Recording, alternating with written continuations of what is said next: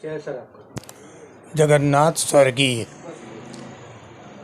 किसी संघ जिला अध्यक्ष आरजक संघ बस्ती। आप पूर्व में जिला अध्यक्ष रह चुके हैं अर्जक संघ जी जी। तो अर्जक संघ क्या है और उसका उद्देश्य क्या है? आरजक संघ एक सामाजिक संगठन है।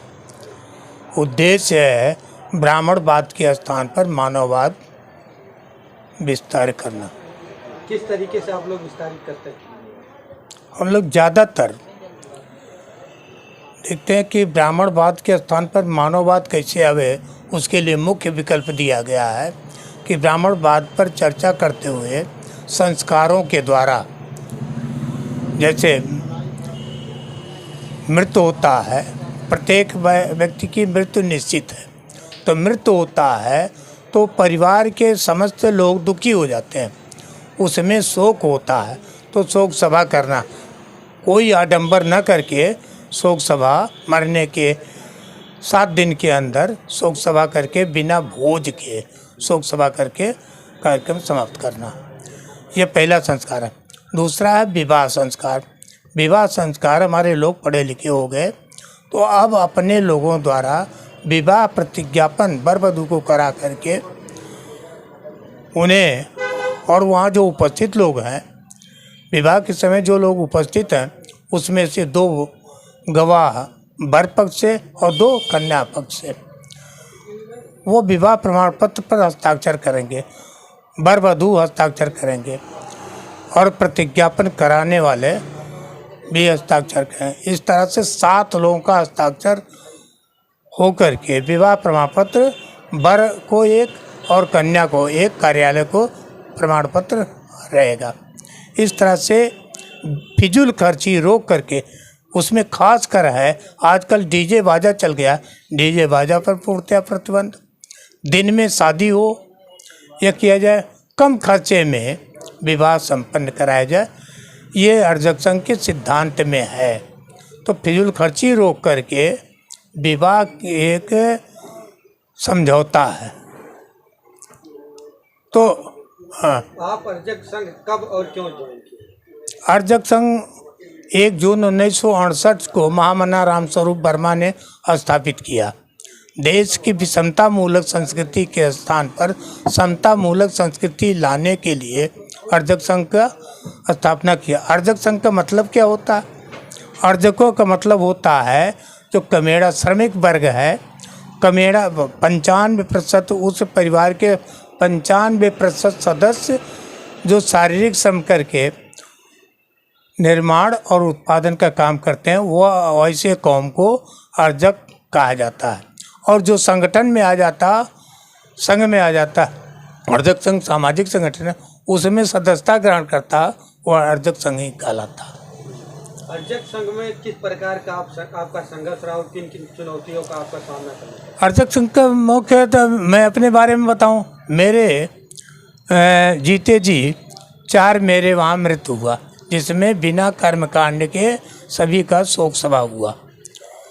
4 पुत्र हैं, चारों पुत्रों का विवाह खरमास में हुआ, बिना किसी नाच के, बिना बाजा के, यहाँ तक कि पराकी तक नहीं, और संक्षिप्त माने अधिकतम बाराती 65 ही रहे। इस तरह से 65 की संख्या से ज़्यादा मैं नहीं होने दिया, और चारों बच्चों का शादी करा करके 4 बहुएँ हैं और वह सभी अपने पैरों पर हैं, स्वरोजगार हैं।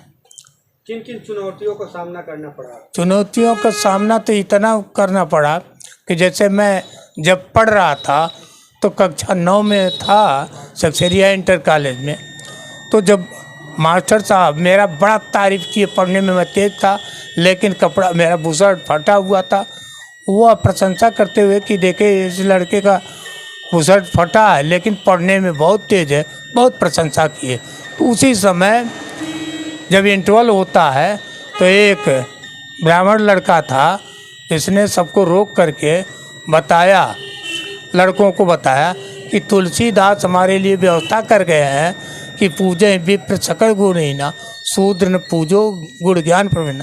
ये जगन्नाथ मौर्य शूद्र है, कोयरी जात का है, या कितना हुआ हो जाए, तो आप शब्दों का प्रयोग किया कि फला के ऊपर फला रहता है। मैंने वह बात कहने में थोड़ा ये दिक्कत हो रहा है।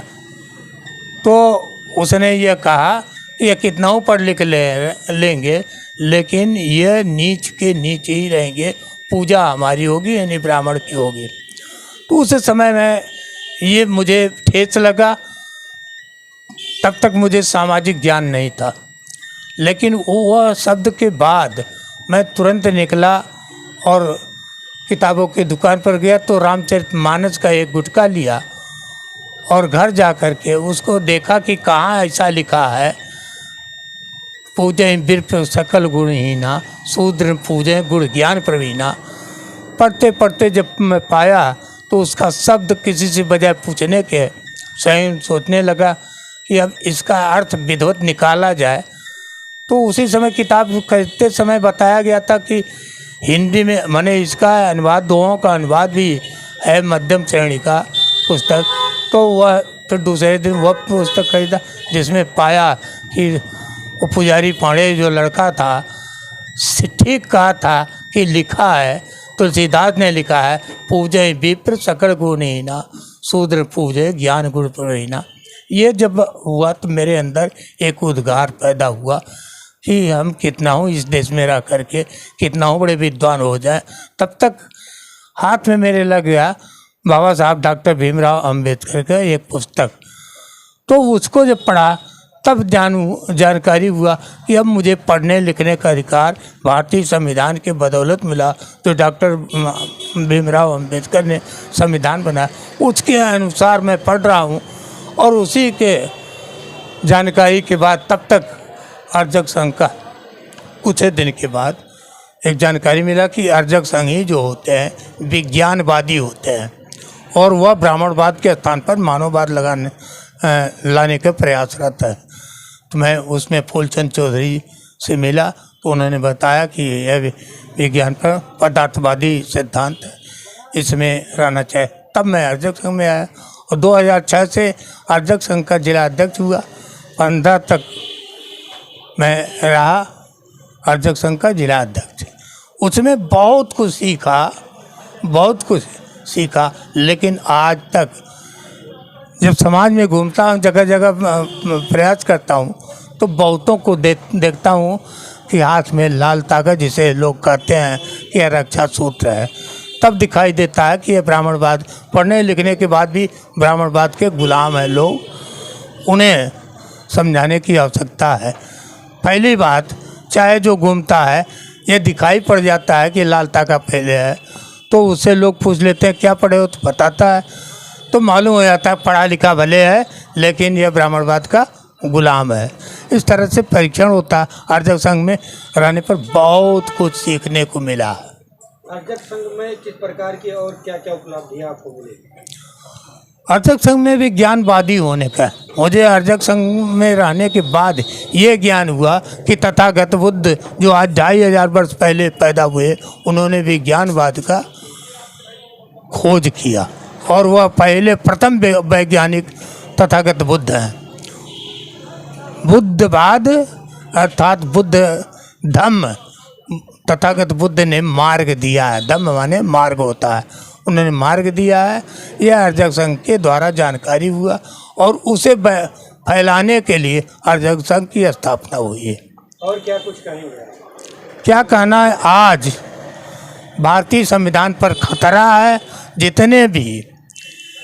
जितने भी बुद्धवादी हैं सबको मिलकर के एक स्वर में विज्ञान भारतीय संविधान बचाने के लिए भारतीय जनता पार्टी को हटाने की आवश्यकता है, बिना किसी भेदभाव के। जो भी हमारा दुश्मन है लड़ा हो, लेकिन पार्टी दुश्मन है, जैसे कांग्रेस है, कांग्रेस भी ब्राह्मणवादी व्यवस्था का पोषक है लेकिन आंशिक रूप से सुधार कर रहा है। इसलिए बीजेपी को हटाना भारतीय संविधान बचाने के लिए ज़रूरी है।